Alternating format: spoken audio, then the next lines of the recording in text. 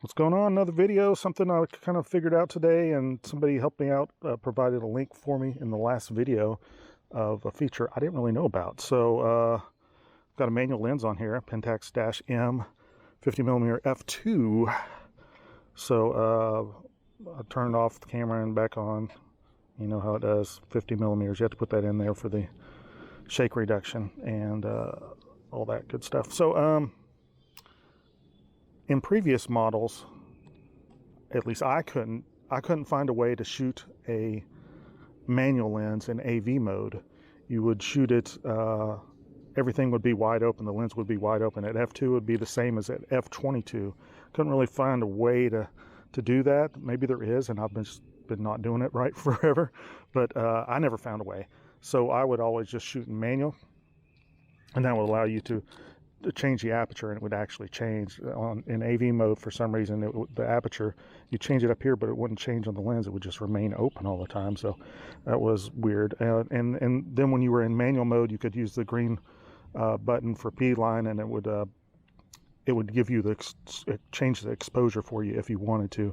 I never used the green button. I just kind of eyeballed it and got pretty good at eyeballing it, and so that's what I did. I just shot them all in manual. But guess what the K3 does? It makes it a lot more convenient, because I shoot in AV mode like 95% of the time. That's why I would always get the Pentax-A lenses, because I liked just shooting in AV mode like I normally would, and it would automatically adjust the exposure. And if I needed to adjust it a little bit, I would just change the exposure compensation a little bit here, and that's it. But you can see right here where it says auto.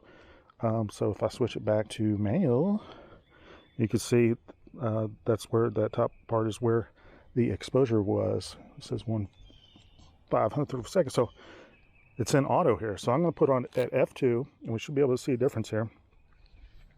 Just take a picture here, and we should have some nice shallow depth of field there. You can see there, and exposed it that way.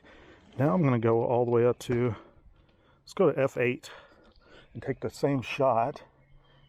The depth of field shouldn't be as shallow. You can see there's more stuff shown in the background, more depth of field. So we'll look at the settings here.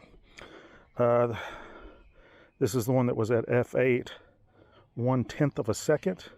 Go to the previous one, 1/500th of a second. The highlights are kind of blown out on that one, but yeah. So in that link that was provided for me, another cool feature. Notice that you don't have an FStop number here. You could get that to show up by going to menu, and just below using the aperture ring, which you have to switch on to use these manual lenses, is aperture info record. So if you switch that to on, it will show up. But you have to set this manually, and it doesn't correspond to anything. All it's going to do is put it on the EXIF data. So notice it's at f8. I'm going to change the aperture. It doesn't change. So if you want that information on your EXIF data, it's like on f4, you just have to adjust it to f4. I don't think I'll use that unless I'm really wanting that data for some reason. So I'm just going to leave it off. Just keep it plain and simple. But cool feature. If you shoot in AV mode and you've not been buying these Pentax-M lenses because of that, you've been searching the -A ones, this brings up a whole another set of lenses that you probably were overlooking in the past, but you might be interested in now. Anyway, thanks for watching. Go ahead and subscribe. Thanks.